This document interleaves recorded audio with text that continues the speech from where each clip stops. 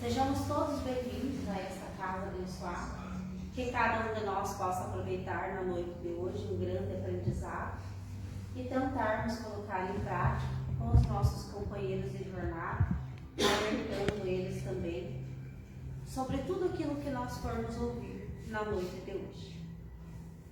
Passando primeiramente as notícias da casa, as nossas reuniões continuam normais.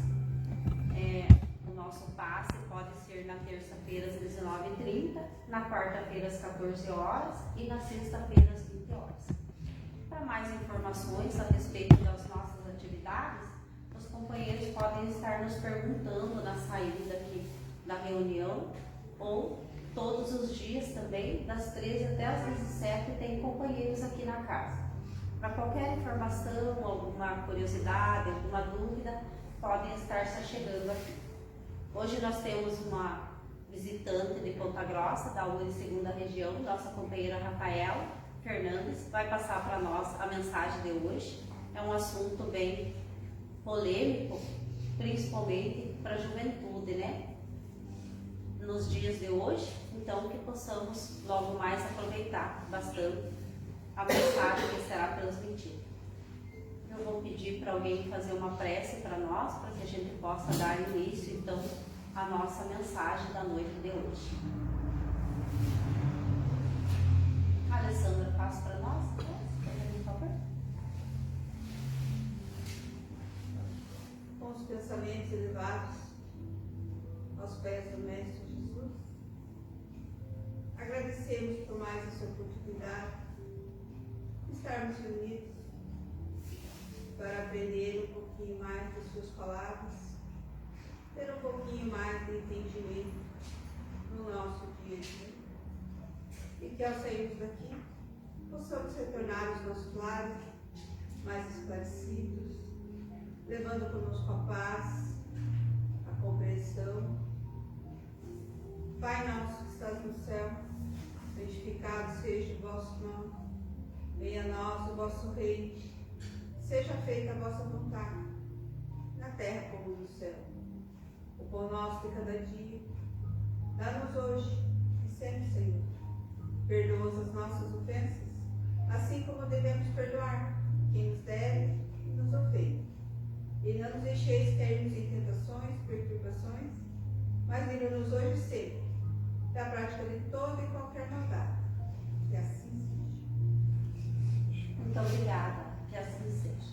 Então nós vamos passar a palavra à nossa companheira, que vai passar para nós a mensagem de hoje, trazendo para nós então os ensinamentos e que nós consigamos absorver os conhecimentos, absorver tudo aquilo que nós conseguirmos para o nosso aprendizado e para nós passarmos adiante também.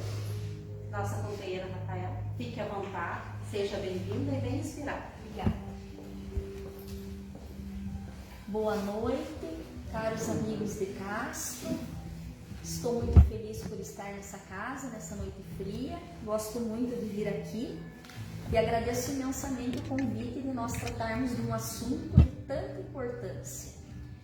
As pessoas não dão tanto valor a esse assunto e acham que é algo que não acontece muito.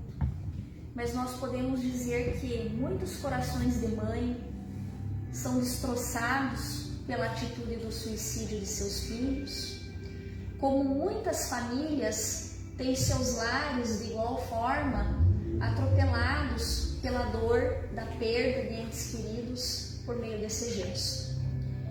É tão importante essa questão do suicídio que hoje nós celebramos, sempre no mês de setembro, o chamado Setembro Amarelo. E a causa espírita tem suas lutas muito direcionadas às questões de prevenção e combate ao suicídio, dada a importância do tema e devido a tantos jovens, tantos adolescentes, e não só jovens, mas também tantas pessoas têm sofrido por esse mal. E ele hoje é um problema mundial de saúde, não é só no nosso país. Ele é um tema que tem que ser tratado na doutrina espírita. Só que até um tempo atrás, nos era aconselhado não falar sobre temas do suicídio. A imprensa também era aconselhada a não tratar do assunto e as taxas e os números só aumentavam. Mas assim como a gravidez na adolescência, como o uso de drogas tem que ser conversado pelos pais para evitar que nossos filhos caiam nesse vício, essa questão do suicídio também precisa ser tratada e conversada. Só para vocês terem uma ideia como é um tema importante e que é uma preocupação hoje mundial da OMS e também do nosso país, dos sistemas de saúde, em média acontecem 700 mil suicídios por ano. Pense como é uma taxa altíssima. E o índice é bem maior entre os homens. Não é o dobro, é praticamente o triplo. Os homens acabam cometendo esse ato de autodestruição muito mais que as mulheres. Eu até perguntei para um amigo meu, neurologista, que é espírita, inclusive também, e perguntei, mas por que será que acontece tanto nos homens e nas mulheres menos? Aí ele comentou comigo que as mulheres procuram mais tratamento. E eu cheguei também a uma conclusão que nós mulheres falamos demais. Nós temos esse problema, mas esse problema nos ajuda. Porque nós chegamos no supermercado, encontramos uma conhecida que está ali no caixa ou pesando um alimento, nós já começamos a contar da nossa vida inteira, e a vizinha, a conhecida, a colega de trabalho também já começa a contar da vida inteira dela, e isso descarrega um pouco o peso das nossas dores, o falar, o conversar. Isso é uma coisa muito boa. E por incrível que pareça, a maior taxa de suicídios entre os homens é nos países desenvolvidos. A Groenlândia é o país que mais acontece suicídio e é um país do primeiro mundo. Já as mulheres, os índices de mulheres acontecem mais nos países do terceiro mundo, diante das dificuldades, da pobreza, a violência doméstica, o abuso sexual. Os homens nos países mais desenvolvidos. No Brasil, nós temos 38 pessoas que cometem suicídio por dia. Olha como é bastante. Se nós formos pensar, nós temos 24 horas no dia e 38 pessoas se autodestroem durante essas 24 horas. É um índice altíssimo, principalmente os nossos jovens. Há uma preocupação, nós mulheres, nós sempre vamos no ginecologista todo ano fazer todos aqueles exames de precaução, porque tem todo um programa de saúde sobre o câncer de mama. Mas por incrível que pareça, o suicídio mata mais, é uma causa de morte que acontece muito mais do que o câncer de mama. E se eu perguntar, aqui tem várias pessoas que vão dizer que conhecem pessoas que desencarnaram vítimas do câncer de mama. E o suicídio é muito mais. Uma grande questão que nós não podemos deixar de conversar é o suicídio entre os jovens. Como isso tem assolado as famílias. Jovens na média de 15 a 29 anos têm cometido muito esse ato por vários motivos. Abuso de drogas, dificuldades familiares, dificuldades socioeconômicas, abuso sexual e principalmente temos como principal causa o bullying e o cyberbullying. Na nossa época, eu acredito que a maioria dos que estão aqui são nascidos antes do ano 2000, a não ser algumas crianças. Na nossa época, década de 80, 90, 70, 60, não se falava em bullying. Nós passávamos, às vezes, dificuldades, humilhações, porque nós sabemos que desde a infância o espírito já passa a apresentar a sua índole, já passa a demonstrar os seus vícios, como também as suas virtudes. E na infância nós já vemos que existem crianças que fazem essa prática do bullying com outras, e nós passamos por isso. Na nossa época nós tínhamos apelidos, nós também passávamos por situações que nós não éramos escolhidos para um grupo, para fazer uma atividade física, para uma dupla na escola, porque de repente nós não tínhamos, talvez, às vezes nós éramos mais pobres, ou talvez nós não tínhamos aquela forma física dos demais. Então todas as pessoas vão dizer que eu tive um apelido que eu não gostava, e nós passávamos por isso, e se nós lembrarmos, era dolorido, era muito dolorido. Como era humilhante nós passarmos por uma situação de desprezo, uma situação às vezes de chacota na adolescência. Parece que isso ficava marcado.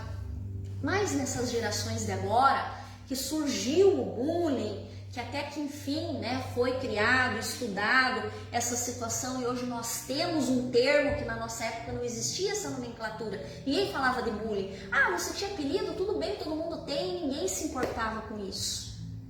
Hoje nós temos uma nomenclatura e tem estudos sobre isso. Só que tem sido cada vez mais sério, cada vez mais pesado. Porque com o cyberbullying que acontece por meio da internet, o bullying toma um corpo muito mais intenso. Porque de repente aquele adolescente, aquela menina que está na flor ali da adolescência, às vezes começa a perceber mudanças no seu corpo, tira a foto, manda para uma amiga, manda para um namoradinho, e aquilo toma um corpo que todo mundo fica sabendo. Os pais mudam de escola, não adianta, porque a internet você tem acesso no mundo todo. Então aquela criança, aquele adolescente fica com aquela pecha. Aquele bullying torna-se uma coisa muito mais superlativa, muito mais intensa. E é uma das principais causas dos jovens, eles passarem por esse quadro de isolamento, de humilhação, junto da situação da internet, dessas redes sociais hoje, que podem, ao mesmo tempo que nós vemos aquelas pessoas que de repente ganham todas aquelas visualizações no Instagram, no Facebook, no TikTok, e ao mesmo tempo tem aqueles vídeos humilhantes que podem levar esse adolescente, esse jovem a passarem por essa situação de dor profunda, sofrimento moral, que possa até a mesmo chegar num fim assim tão doloroso, que é essa escolha pelo ato do suicídio. Doenças também como a ansiedade, a depressão, e nós pais temos dificuldades às vezes de entender que aquele adolescente, aquele nosso filho, aquele nosso sobrinho pode estar passando por uma depressão, por sintomas de ansiedade, por sintomas de crise de pânico. E outro problema nosso é que é um tabu, é um preconceito. Nós não conversamos sobre o assunto. Que nem eu falei para vocês, já faz alguns anos que nós participamos do grupo de palestras da URI, eu, minha mãe, minha irmã, e inicialmente sempre era, algumas décadas aí, intensificado que não era para tratar muito sobre o tema de suicídio nas palestras, porque poderia aguçar o interesse de algumas pessoas, e ao mesmo tempo é uma forma que você tem que conversar que também não ofenda, porque se eu começar a perguntar aqui, todo mundo vai conhecer alguém que cometeu esse ato, ou às vezes teve até na família. Então nós temos que tratar como espíritas com esse assunto com cuidado, mas também com muita educação e com um sentimento sempre de acolhimento. Como é importante nós estarmos falando dentro da nossa casa, com as nossas crianças, com os nossos jovens, cuidando da atitude, observando os comportamentos.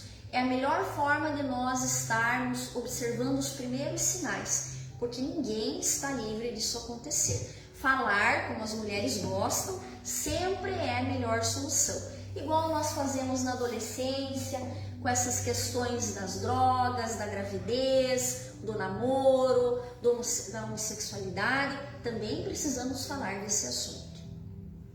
Quais que são os nossos sinais de alerta? Mudanças de comportamento, lógico, né? O adolescente começa de repente a isolar-se, ou o jovem, ou também aqui nós não estamos direcionando o assunto somente para os jovens. Eu até, para nós vermos como é importante esse assunto, eu trato muito com causas previdenciárias na minha cidade, eu advogo nessa área. E me procurou mês passado um senhor tentando se aposentar, e às vezes as pessoas acabam nos contando o seu dilema, porque o advogado é meio igual o sacerdote, igual o padre, que eles acabam contando, ou o psicólogo, que eles acabam contando todos os problemas. E aquele senhor começou a contar a história de vida para mim, que ele estava passando por uma situação muito trágica, que ele teve 2 filhos homens. E aqueles 2 filhos homens nasceram com uma doença degenerativa. E essa doença degenerativa ia levá-los à morte na juventude. Eles tiveram dificuldade de mobilidade, foram tendo os músculos atrofiados, transformaram-se em cadeirantes. Então eles eram 2 jovens e a mãe e o pai passaram a vida cuidando, o pai sempre trabalhando fora, a mãe cuidando do lar e desses 2 filhos cadeirantes que tinham essa doença degenerativa. Um faleceu aos 18 anos e o outro por volta de 25 anos de idade. E aquela mãe que passou aqueles 18 anos e depois também 25 só cuidando daqueles filhos e vendo-os ter toda aquela situação de degeneração, de que ficaram no final dos dias sem poder até se alimentar, porque não tinham mais essa possibilidade, usando sondas, o que ela fez? Ela desesperou-se e cometeu o suicídio.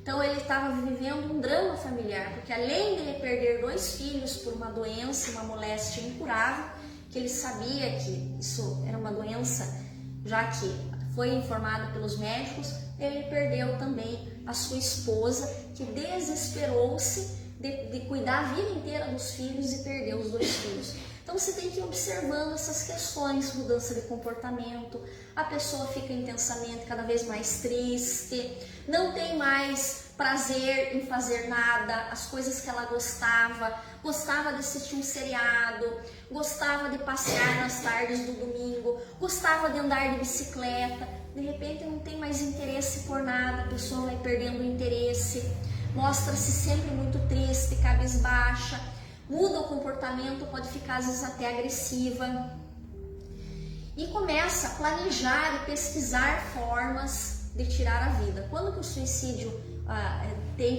nós temos que ter essa atenção com o pensamento? Quando a pessoa começa a planejar.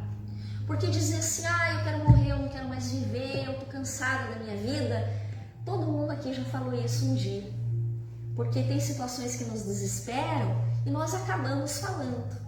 Mas começa a se tornar preocupante quando começam a pesquisar e planejar, o adolescente começa a arranhar os pulsos, se automutilar, se automachucar, se ferir propositalmente, afasta-se dos amigos.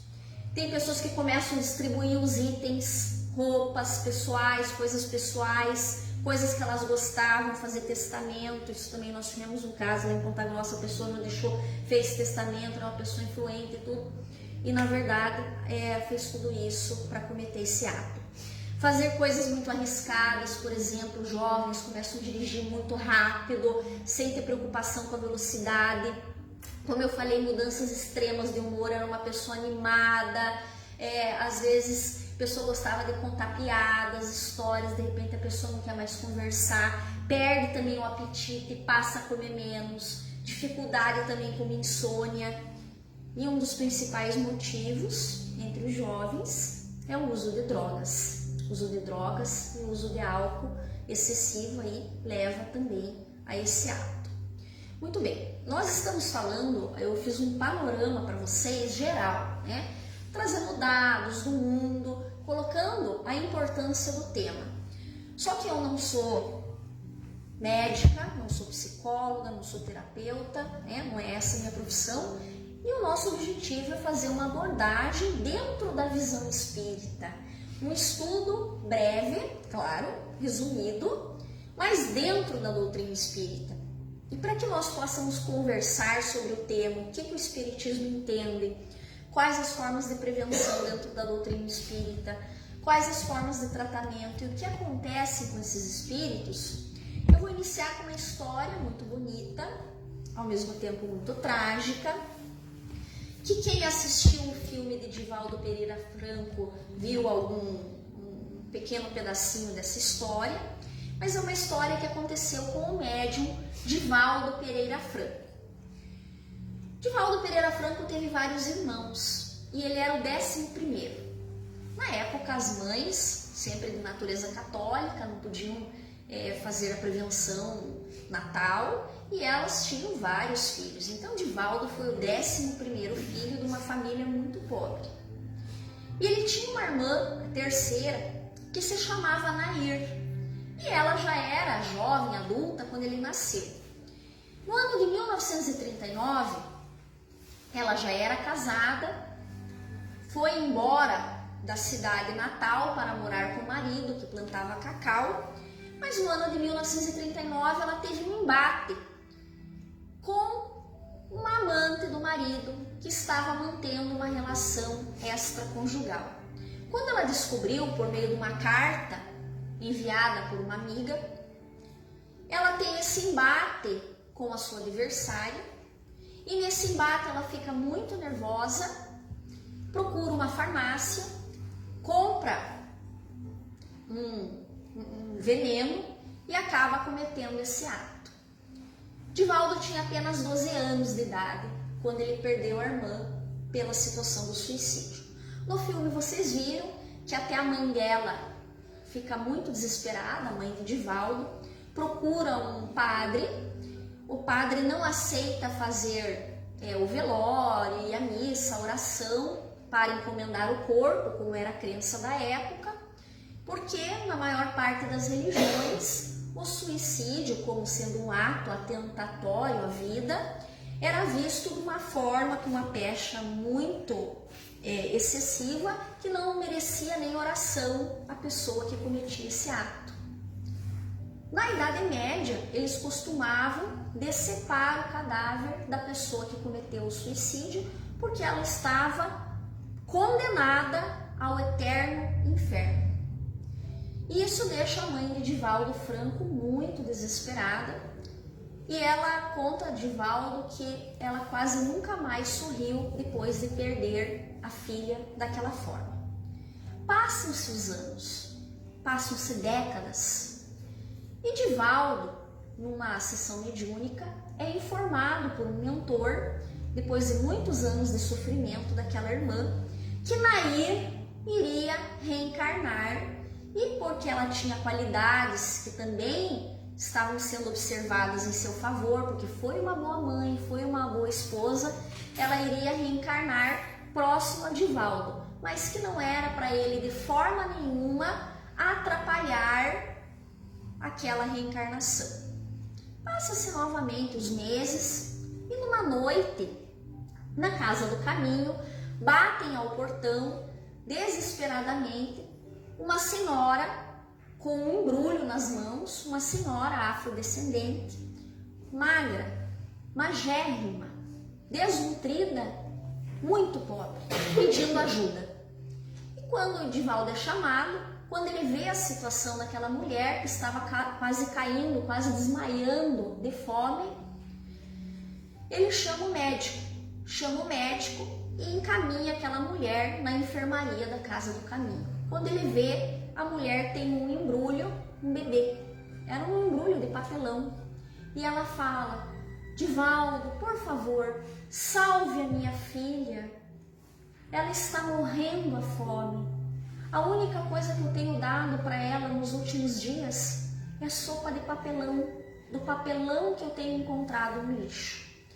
E quando ele olha aquela criança, ele fala que a criança tinha uma deficiência nos lábios, lábio biporino, bifocal, então ela tinha muita dificuldade de se alimentar, tinha problemas também no pulmão, problemas cardíacos, e ele fala que era uma criança muito feinha, muito atingida por uma necessidade especial, portadora de necessidade especial.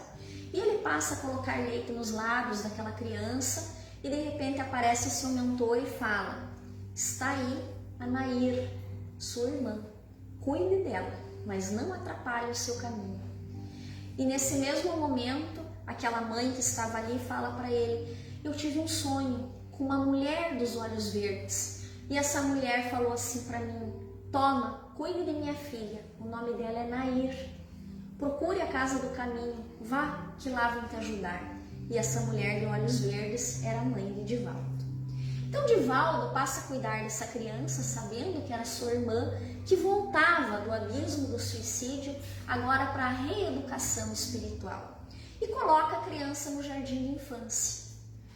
E diz que ele narra que na Casa do Caminho, o jardim de infância tinha umas janelas muito grandes, muito amplas, e numa tarde ela estava debruçada na janela, e quando Divaldo estava passando, ela grita: Didi! E ele escuta e espera, e a criança pula da janela e vem correndo no colo dele.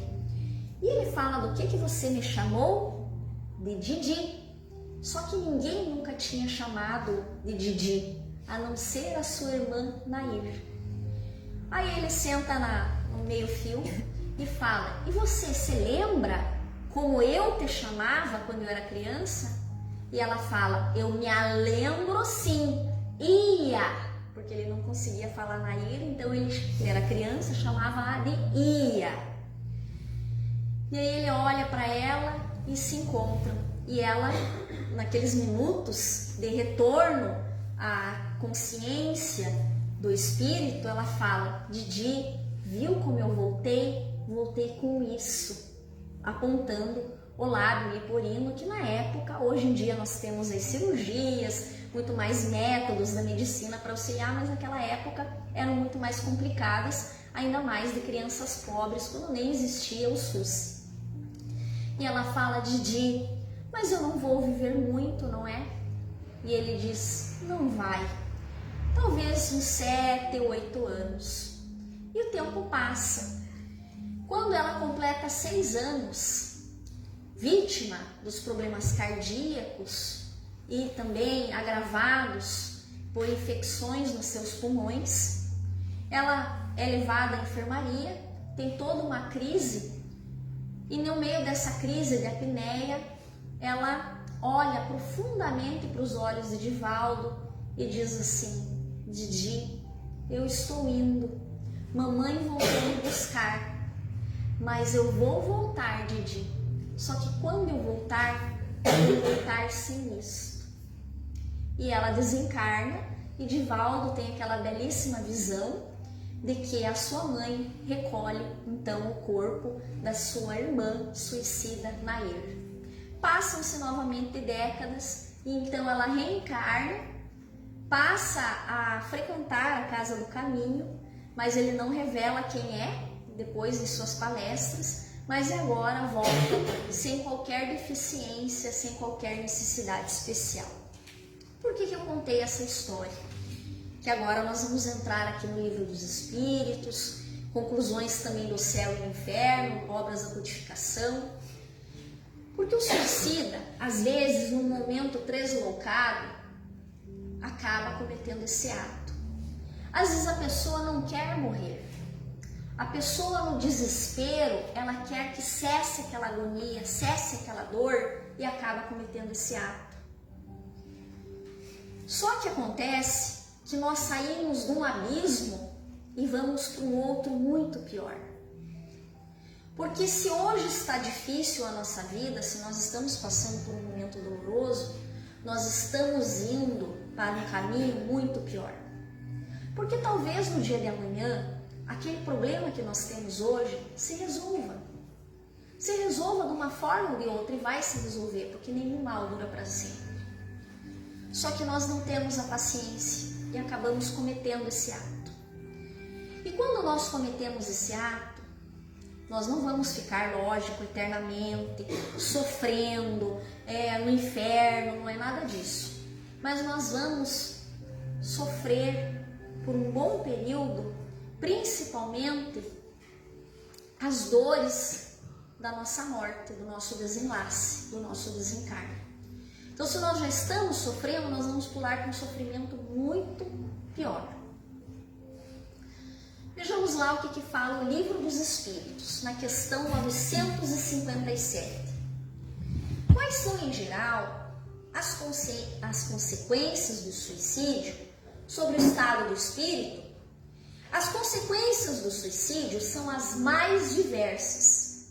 Isso quer dizer que não existe um caso que se aplique a todos. Não há penalidades fixadas e em todos os casos elas sempre são relativas às causas que o produziram. Mas uma consequência a que o suicida não pode escapar, que é o desapontamento. De resto, a sorte não é a mesma para todos, dependendo das circunstâncias. Alguns espiam sua falta imediatamente, outros numa nova existência, que será pior que aquela cujo curso interromperam. uma outra história que Divaldo conta, que é o suicida do trem. Depois vocês procuram lá na internet, que agora não vai ficar dando tempo de eu narrar todas as histórias. Mas ele comete um suicídio, era um pai de família, e ele tinha 8 filhos, e ele não estava conseguindo pagar todas as contas, criar todos os filhos, e ele se joga na frente de um trem e se suicida. Faz esse ato, faz um assassino contra si mesmo. Aí o que acontece com ele? Ele fica anos e anos passando pelaquela mesma repercussão do ato da morte. Então ele se desespera, porque o tempo todo ele fica escutando o apito do trem e ao mesmo tempo a dor do esmagamento. Passa aquilo, volta de novo. O apito do trem, a dor do esmagamento. Passa alguns minutos novamente aquele apito ensurdecedor do trem e a dor do esmagamento. Ele fica por muito tempo assim, até que Divaldo, lendo o jornal, a sua história, e passa a orar por ele todo dia.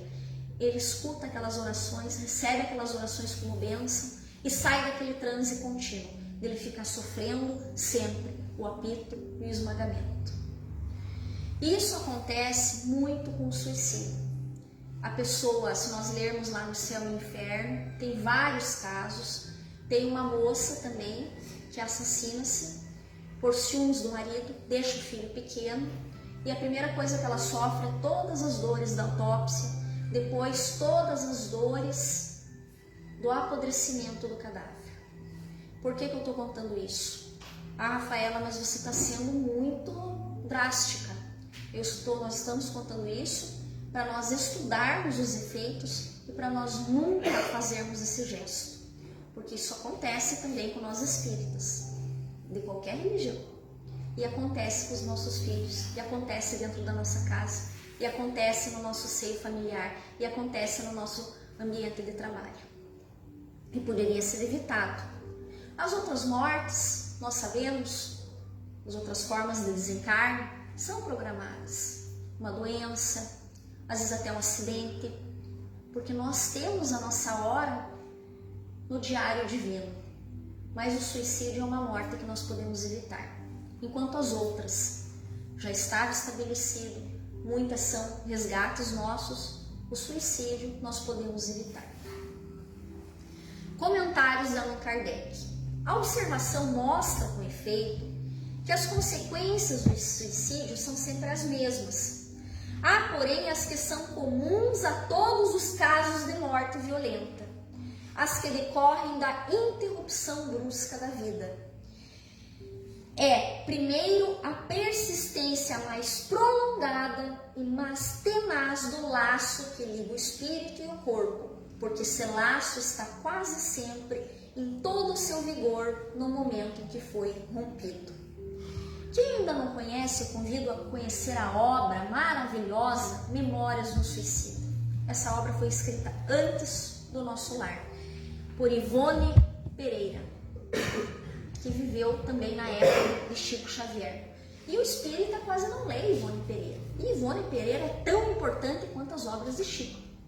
E essa obra, Memórias do Suicida, ela ficou 50 anos aguardando para ser publicada, porque precisava vir antes notícias do nosso lar, explicações espirituais, para que a gente pudesse entender esse livro. E esse livro não fala só sobre suicídio, fala da vida no mundo espiritual.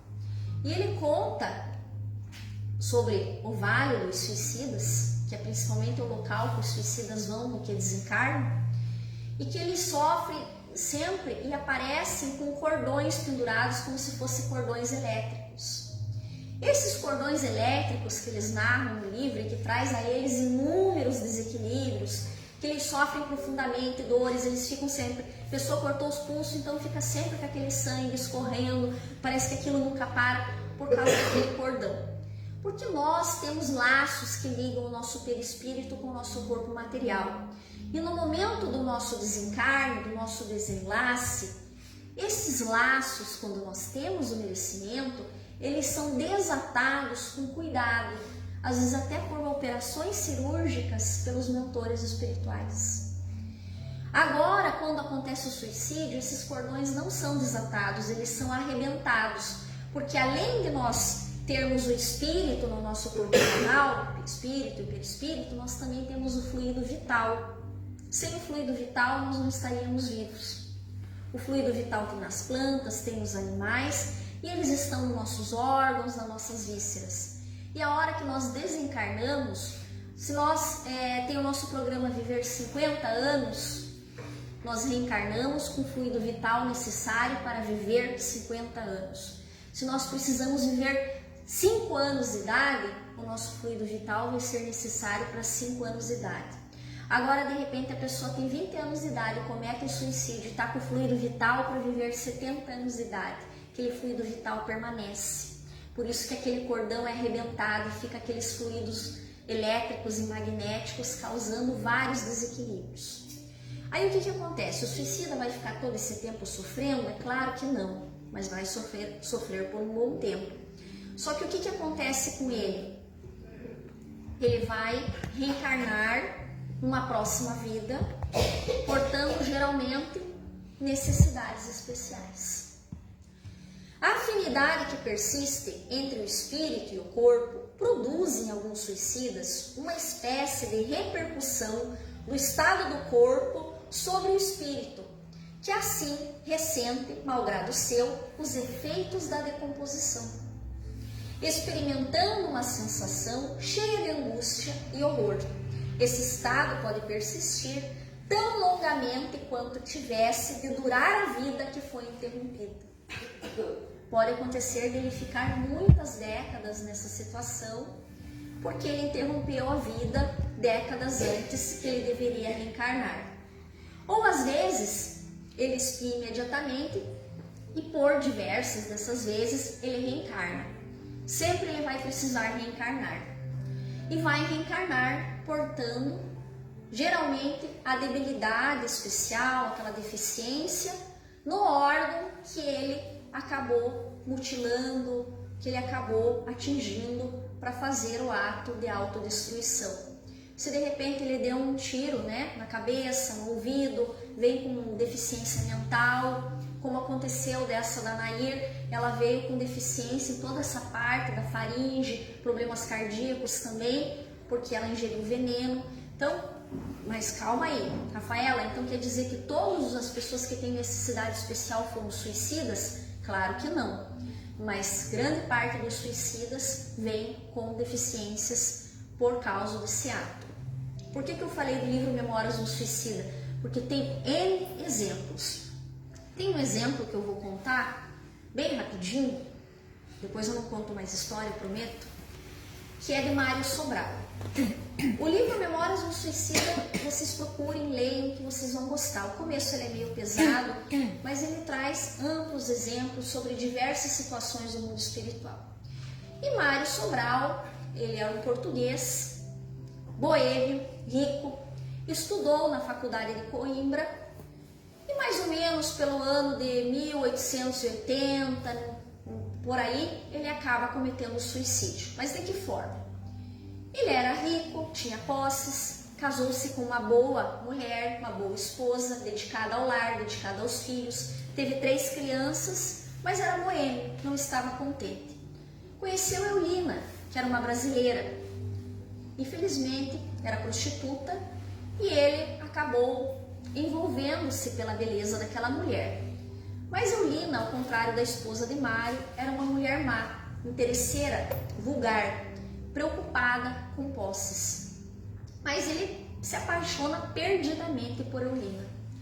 Só que Eulina, depois que ela o retira da sua família e depois que ela gasta toda a sua fortuna, esbanja, ela também cansa-se de Mário Sobral e encontra um brasileiro que tinha mais posses. Mas Mário Sobral não se contentava com essa situação. Ele amava profundamente Eulina.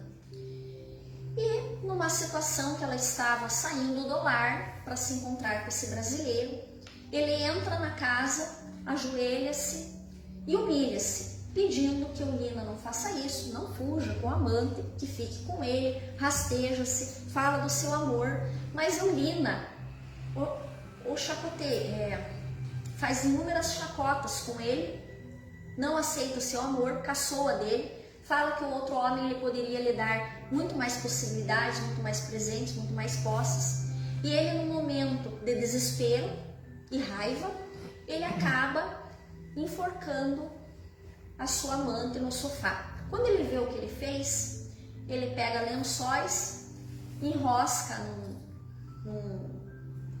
num pau do telhado e enforca-se. Acaba desencarnando. Passa um tempo no Vale dos Suicidas, é socorrido, é orientado depois na colônia espiritual que o acolhe, que é responsável, Maria de Nazaré. Sempre é Maria de Nazaré que é responsável pelos suicidas, mas isso eu conto um outro dia o porquê. E ele ali é ajudado, só que é programado uma próxima existência para Mário Sobral. E como ele tinha enforcado-se e ao mesmo tempo assassinado Eulina, ele mesmo passa a enxergar o seu perispírito sem as mãos.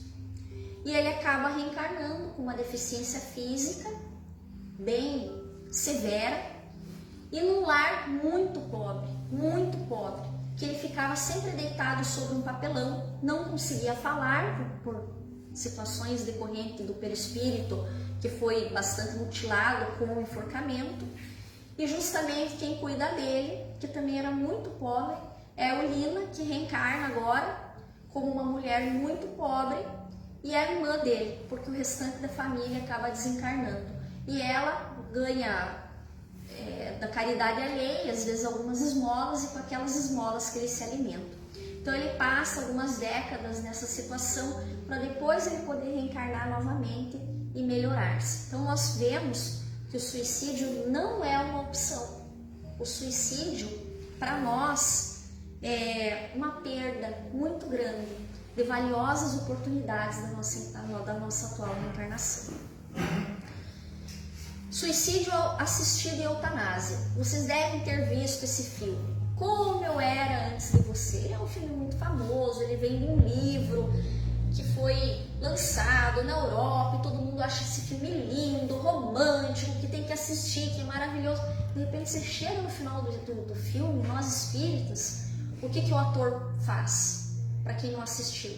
Então o ator, ele era muito rico, ele sofre um acidente, por conta desse acidente ele fica tetraplégico e ele se apaixona pela cuidadora dele, eles vivem uma história de amor, mas no final ele deixa um testamento e resolve fazer o suicídio assistido, que é permitido em muitos países do primeiro mundo. Tem países que você vai para o hospital, eu não quero mais viver, eles falam quais remédios você tem que comprar, aí você fica no quarto, mata-se, mas está no hospital assistido, né? É um absurdo. Então, por que eu trouxe, né? De repente, às vezes a gente assiste histórias lindas de amor e tal, e ele no final, o que ele faz? Ele agride a própria vida.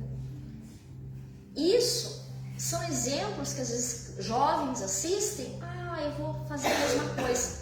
Se nós observássemos esse caso desse filme no Espiritismo, se esse caso fosse real, por que esse moço já sofreu essa situação de ser tetraplégico? Porque ele já tinha um resgate espiritual e que ele precisava passar por essa deficiência. Aí ele piorou as dívidas na contabilidade divina, porque é isso que a gente faz nas nossas reencarnações, a gente vai piorando. Ele conseguiu majorar. Aí ele ainda tira a própria vida por meio do suicídio assistido. Graças a Deus que nós vivemos num país religioso, nós temos liberdade religiosa e que até hoje não foi aceito o aborto e não vai ser, se Deus quiser, e que nós também não aceitamos o suicídio assistido nem a eutanásia, porque a eutanásia também é um crime, também é um suicídio, né? A pessoa está lá com câncer, nas últimas, sofrendo e pede, né, para praticar a eutanásia. Em muitos países acontece isso. Pode? Não, é suicídio. Suicídio também vai sofrer as consequências na espiritualidade. E por que a gente tem tanto cuidado com a pessoa suicida? Porque a pessoa suicida já é um sofredor. Ele não é mau. Ele sofre, às vezes, por uma depressão, por um amor não correspondido, por um bullying praticado, pela perda do ente querido. E no desespero, ele já é sofredor. E no desespero, ele comete o suicídio. Então aí que nós espíritas temos que entrar, temos que ter cuidado, temos que conversar, também cuidar de nós mesmos, porque nós não somos imunes a termos esse tipo de pensamento e nenhum de nós é imunes a passar os nossos resgates e as nossas dificuldades e sofrimentos diários. E às vezes no momento de desespero, como eu já vi, já aconteceu de casos de espíritas, no momento do desespero, de repente, pratica um ato desse. Aí perde uma reencarnação inteira. Esse livro que eu citei do Camilo Castelo Branco, que é Memórias do Suicida, que ele era um grande escritor português, um dos maiores poetas da literatura portuguesa, ele pratica o suicídio. Ele pratica justamente porque ele fica cego. E ele vive em 1889, no final de 1800 ele pratica. Porque ele fica cego e ele não suporta a cegueira. E devido à cegueira ele mata-se pensando que estava acabando, que estava finalizando aquela deficiência. Aí o que acontece? Ele passa todo aquele sofrimento lá na espiritualidade e descobre que ele era cego e passa pela intenção do suicídio, pela incitação do suicídio, porque ele cegou muita gente no passado e porque ele fez pessoas se suicidarem. Então a incitação ao suicídio também pode nos acontecer por uma obsessão ou porque nós fizemos com que pessoas tomassem esse ato. Emmanuel, quais que são as consequências, né, que eu meio que já resumi para vocês. É assim que após determinado tempo de reeducação nos círculos de trabalho fronteiriços da Terra, os suicidas são habitualmente reintegrados no plano carnal em regime de hospitalização na cela física, que lhes reflete as penas e as angústias na forma de enfermidades e inibições.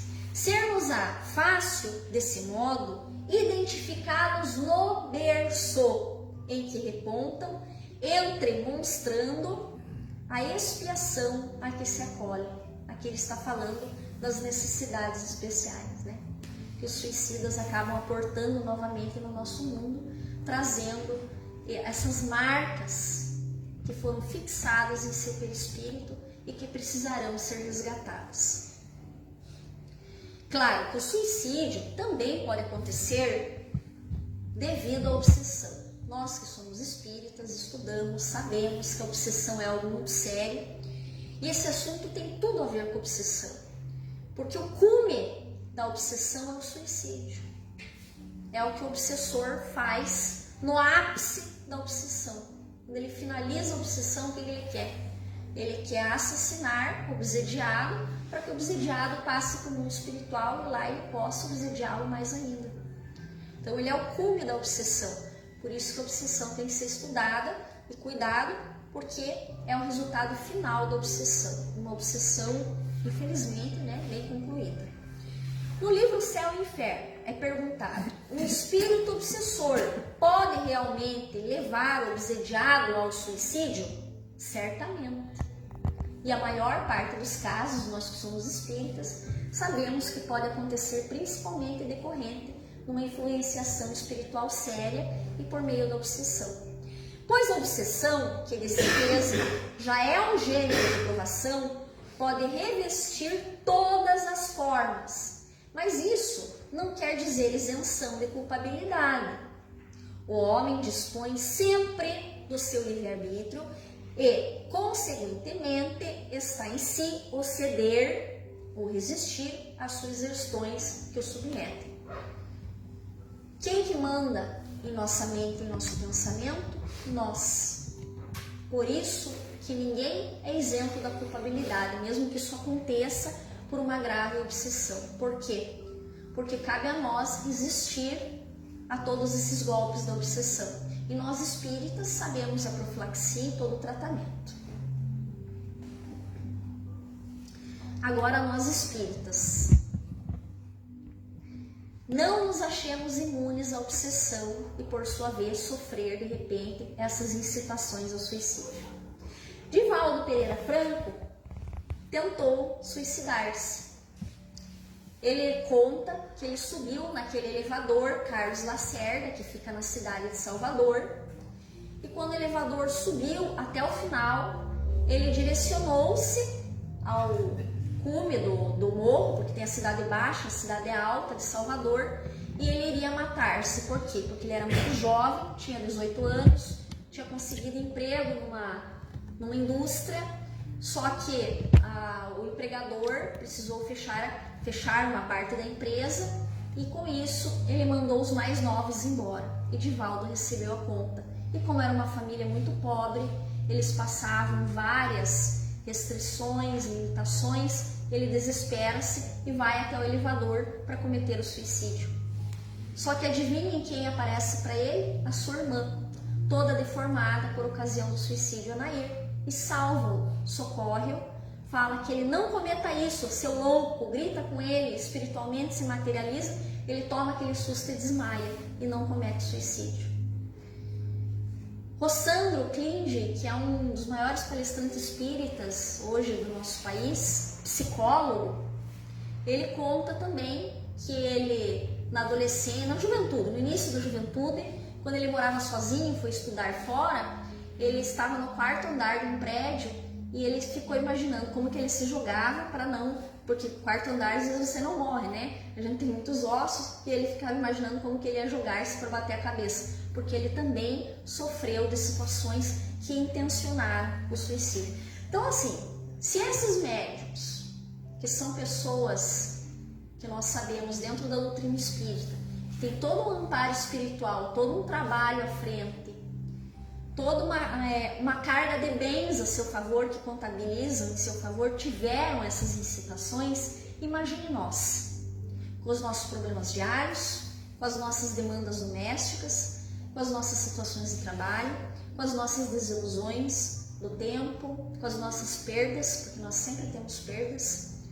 Todos nós estamos aí suscetíveis a isso, então nós não devemos julgar, porque isso pode vir para nós um dia uma incitação dessas, e é por isso que nós temos que conversar sobre o tema, para que quando acontecer nós tenhamos força e estejamos amparados, sempre lembrando que nós estamos pulando de um abismo para um muito pior.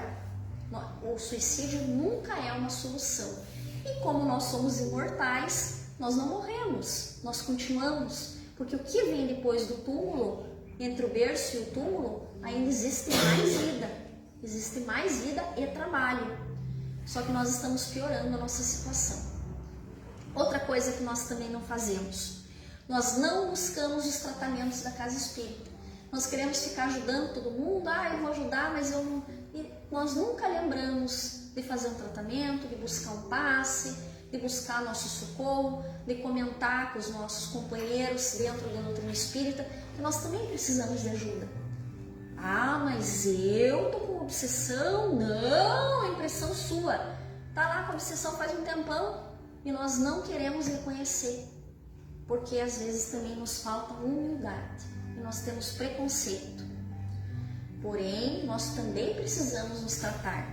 Outra coisa que nós também não fazemos, nós não procuramos tratamento médico. Quando foi que o Espiritismo disse que nós não devemos ir ao médico? Quando foi que o Espiritismo disse que nós não devemos tomar remédio?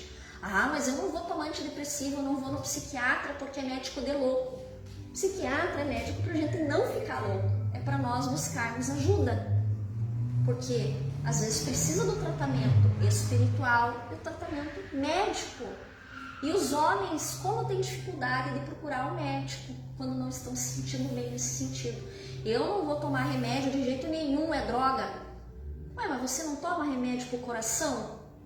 Você não toma remédio para diabetes? Você não toma remédio para artrite, para dor? As mulheres não tomam hormônio? Agora até os homens tomam para ficar mais forte. E não pode tomar um antidepressivo para você não cair numa situação dessa? O Espiritismo nunca, jamais excluiu a medicina. Nós precisamos nos cuidar. Às vezes nós precisamos ir a um terapeuta, às vezes nós precisamos do psicólogo, às vezes nós precisamos ir também ao psiquiatra. Não podemos excluir esses caminhos. E o tratamento na casa espírita, o passe, a água fluidificada. Mas médium não pode tomar remédio. Então vamos parar de tomar remédio para o coração também, né? Não vai acontecer igual lá em Ponta Grossa, teve uma senhora que foi procurar o sacerdote lá da sua igreja, estava com uma depressão muito forte, e o sacerdote falou: não, Deus vai te curar, você não precisa mais tomar remédio nenhum. Dali uma semana ela suicidou-se, porque às vezes nós precisamos. E ainda bem que existem os remédios, porque se não fosse para existir, Deus não teria permitido que eles fossem descobertos. Não é verdade? Então nós não podemos ter esse preconceito. Nós espíritas temos que ser exemplo e buscar a ajuda que precisa e aconselhar as pessoas nisso também.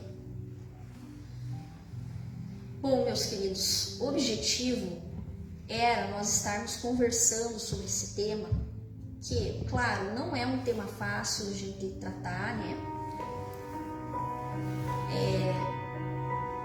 Como eu falei, todos nós temos pessoas que nós conhecemos e que sabemos que cometeram isso, mas o que nós melhor podemos fazer por elas é orar.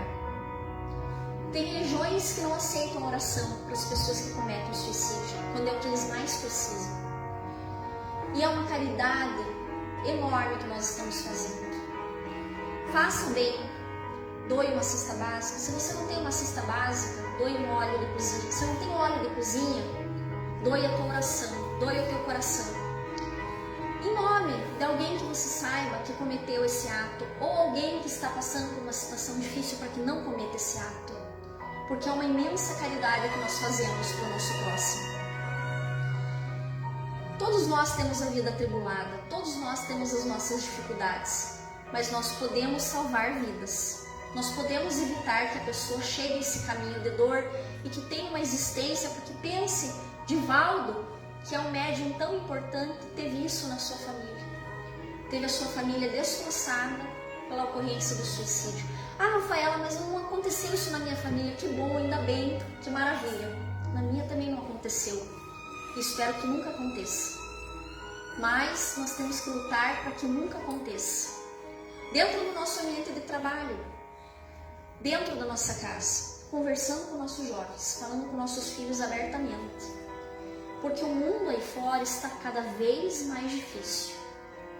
Cada vez mais coisas aparecem para roubar o equilíbrio dos nossos jovens.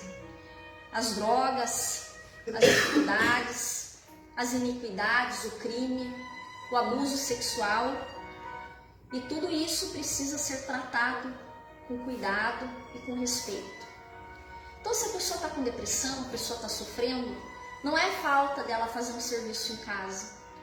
Não é falta dela estudar, não é falta dela arranjar um trabalho.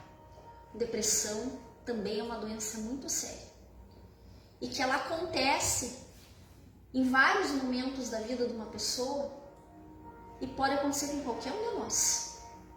E não significa que nós está faltando trabalho, está faltando ocupação. Tem pessoas que têm tudo e de repente sofrem uma terrível depressão. Ninguém está imune a isso. E nós precisamos lutar, porque a nossa vida é todos os dias uma luta.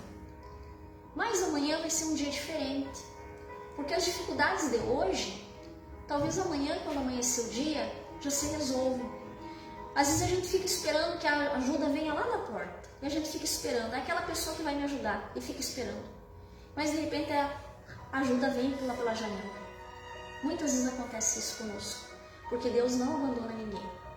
Nós nunca estamos sozinhos.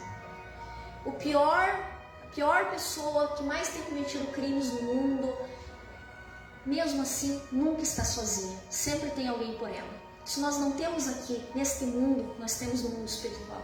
Porque a nossa família não é só quem está aqui ou quem é de sangue. Na nossa família, nós também temos no mundo espiritual. E é muito maior do que nós imaginamos. Então, ninguém está sozinho. Por pior que seja o problema que você esteja passando, saiba que você nunca está sozinho. Tem alguém que vibra por você. Tem alguém que gosta de você. Tem alguém que ama você. Além de Deus e Jesus, nós temos a espiritualidade a nosso favor. Então vamos lutar sempre pela vida.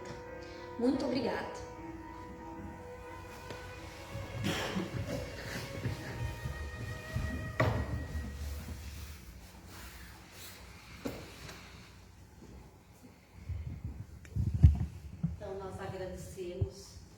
imensa alegria a nossa companheira Rafaela, que trouxe para nós a meditação de um tema para nós refletirmos um pouquinho. E como ela acabou de falar, que nós conseguirmos ajudar o nosso irmão, o nosso companheiro de jornada. Fica aí para nós pensarmos um pouquinho, refletirmos e colocar em prática.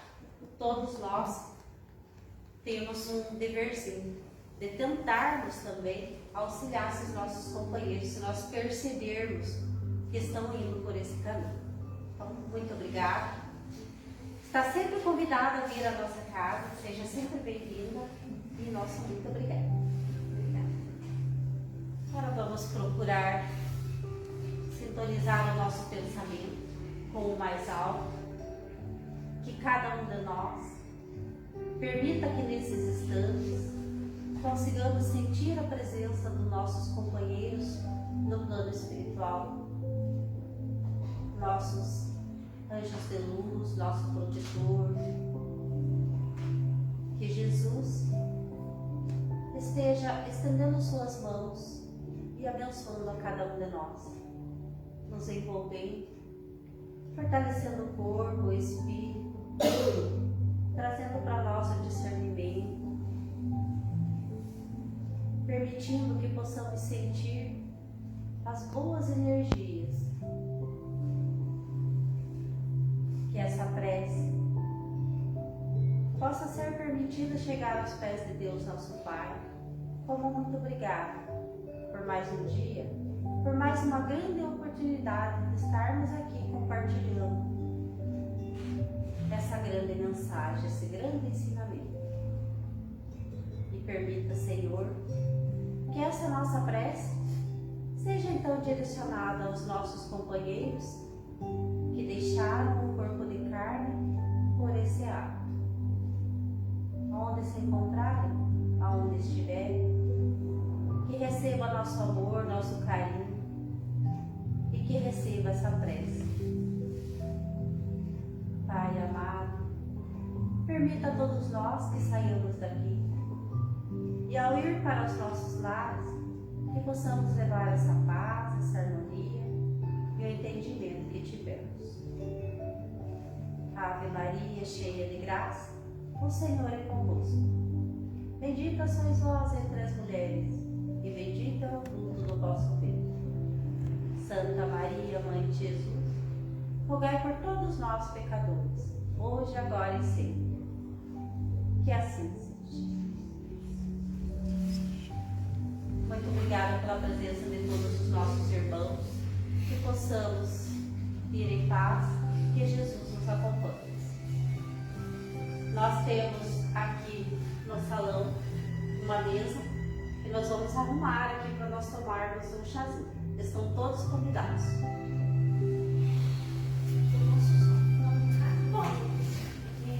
Só mais uma coisinha, já falei demais. Eu tenho um canal que eu fiz, mas é bem amador, de palestras espíritas, que se chama Palestras Espíritas Rafaela Bibi Neves. Se vocês procurarem no YouTube, se puderem, se interessarem, e tem outros temas também, clicar no sininho e se inscrever no canal, e daí dá para vocês terem acesso às outras que a gente costuma dar. Claro que é bem amador, mas é de boa intenção. Que bom, é bom.